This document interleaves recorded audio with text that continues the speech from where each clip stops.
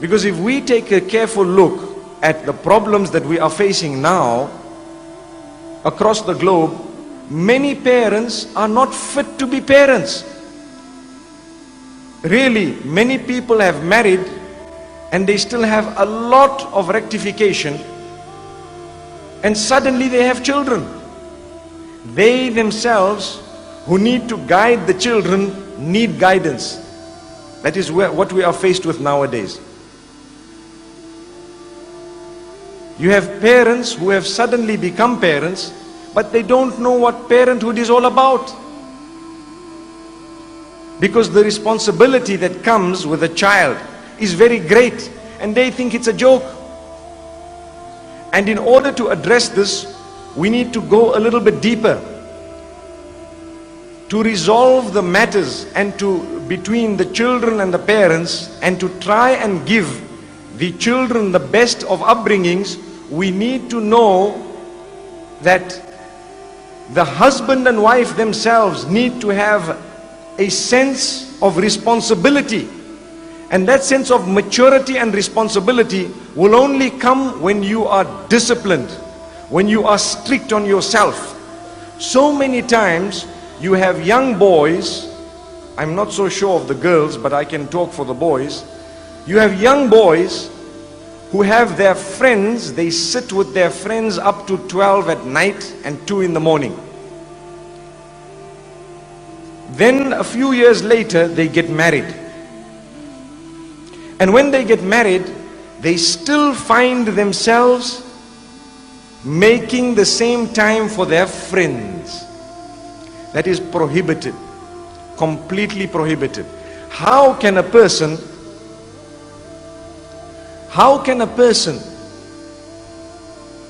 who has now taken somebody's daughter still give preference to his friends over his own wife? And this is a sickness that many people are guilty of. The time that you spend with your spouse is an act of worship in Islam. The time that you spend with your family members is an act of worship in Islam. So many people give preference to their businesses over their family members. Many people just sit and give preference to a newspaper over their family members. It's a fact.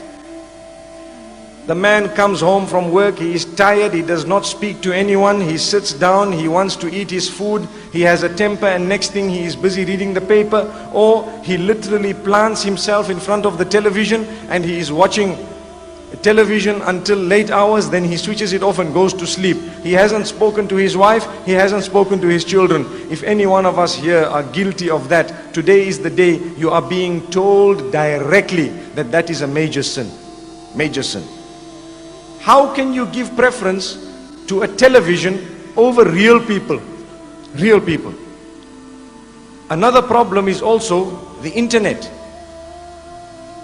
Many people give preference to the internet and spend hours every day until 2 and 3 in the morning laughing and joking with the screen. If you want them to laugh, really, you've got to put a screen in front of them. They will see what is known as emoticons. You know what is an emoticon? Those small little faces that you have on the screen. Small cartoon style faces. They look at someone who sent them an emoticon and they laugh. But if you talk to them, they will look at you and say, "Hey, I'm busy." And I want to give you an example of a very good friend of mine, one of my best friends. Very, very highly educated. And he was so intelligent, he had 13 A's at O level and 4 A's at A level.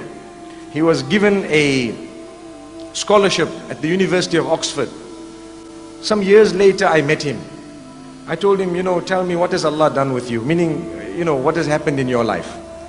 He tells me, "Brother, I gave up the internet." I said, "That doesn't make sense." I asked him about himself and he's just telling me, "I gave up the internet." So I said, what do you mean? He said, that is the biggest single achievement of my life. And I was confused. This was a few years back, when the internet was still something new. Now he told me he became a doctor. He actually became a psychiatrist later. He specialized.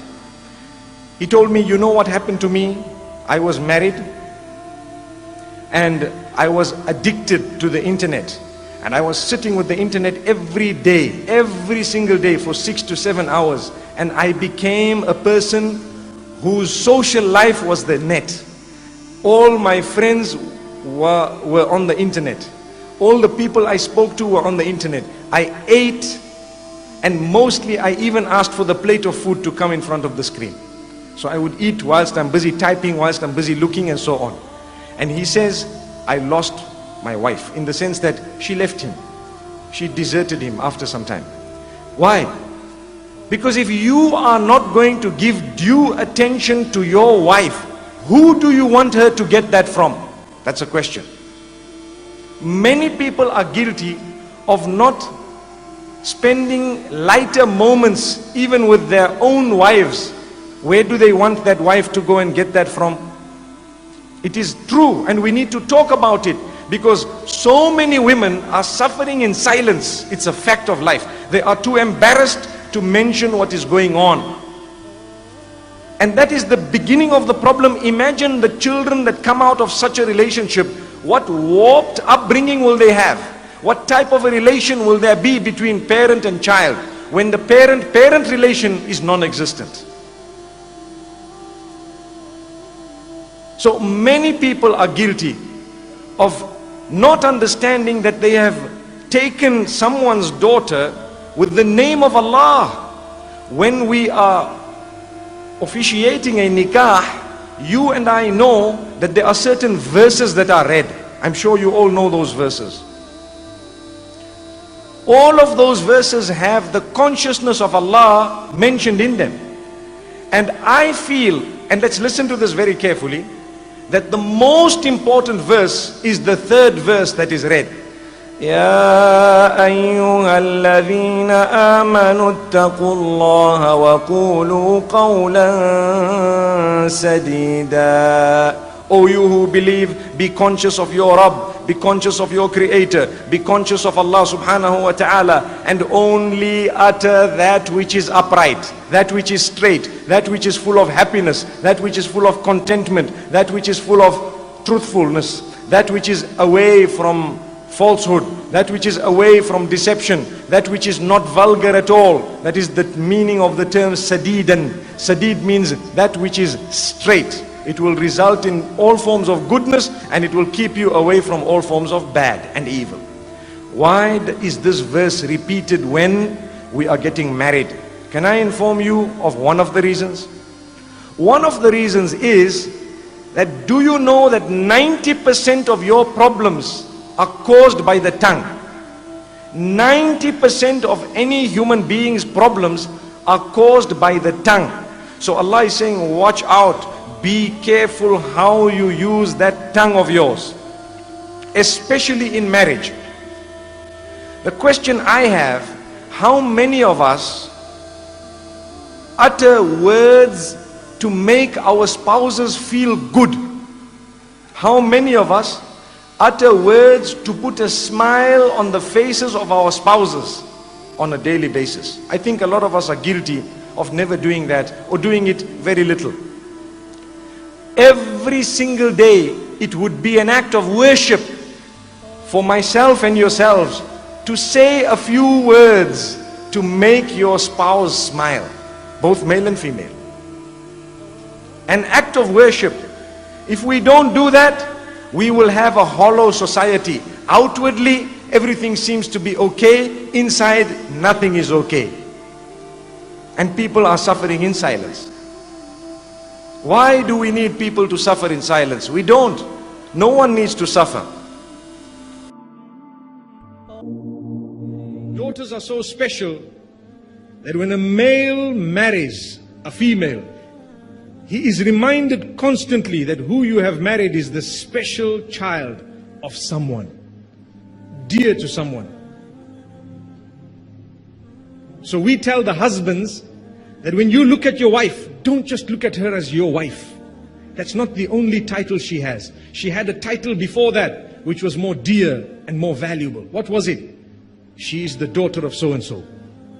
She also has her own family that loves her and respects her. So do not disrespect her.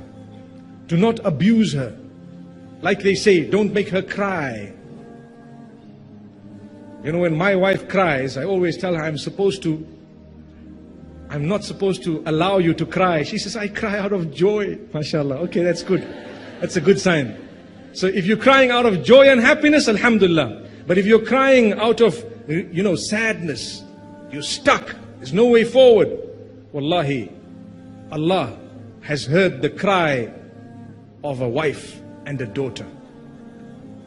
If you take a look at Surah Al-Mujadalah, named after a woman who came through in order to present her case to Muhammad sallallahu alaihi wasallam, where the husband became disinterested in her. Listen to this, and inshallah I will end on this note. I tell you, very interestingly, there was a woman known as Khawla binti Tha'laba radiyallahu anha. So what happened to her is, she was married, and mashallah, a pretty beautiful woman, next thing expecting, she has a child, and when you have a child, what happens? Subhanallah, people forget that you've now born children, you've graduated into a new level of, motherhood now, and so on. You will not be the same girl you used to be 20 years back. Things have to change. Perhaps you may change in so many ways. You become wiser, and perhaps you may even become a little bit heavier. May Allah subhanahu wa ta'ala grant us ease. She complained because her husband started losing interest or showed disinterest. He was not interested. And he started saying, whenever she was trying to get his attention, he would say, you're just like my mother, man.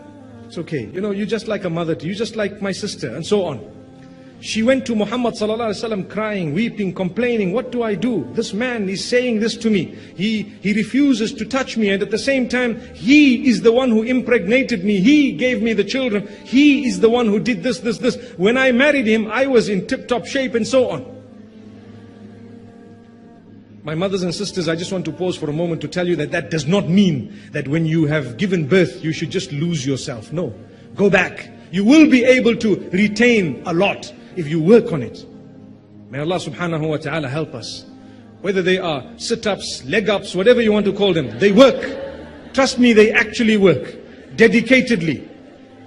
So don't use a hadith in order for you to throw yourself, to the side. No, work on it. You will feel good by the will of Allah. Like I said, do it for the right reasons. Going back to this narration. So as she's complaining, do you know what happened? The Prophet ﷺ, obviously it's a difficult situation. What do you say? You need to convince the man. Verses were revealed. قَدْ سَمِعَ اللَّهُ قَوْلَ الَّتِي تُجَادِلُكَ فِي زَوْجِهَا وَتَشْتَكِي إِلَى اللَّهِ. Indeed, Allah has heard the argument of the woman who has come to you complaining to Allah subhanahu wa ta'ala. Allah has heard it, and then He gives the response, and it's a long set of verses where Allah speaks of the punishment of those who say those type of statements, and how special and important the woman is. You don't just say these words. So may Allah subhanahu wa ta'ala help us to make the correct decisions in life. اقرأ كتاب الله ترق جنانه وتنل عظيم الأجر والغفران رتله روي القلب من نفحاته كالماء يروي لهفة العطشان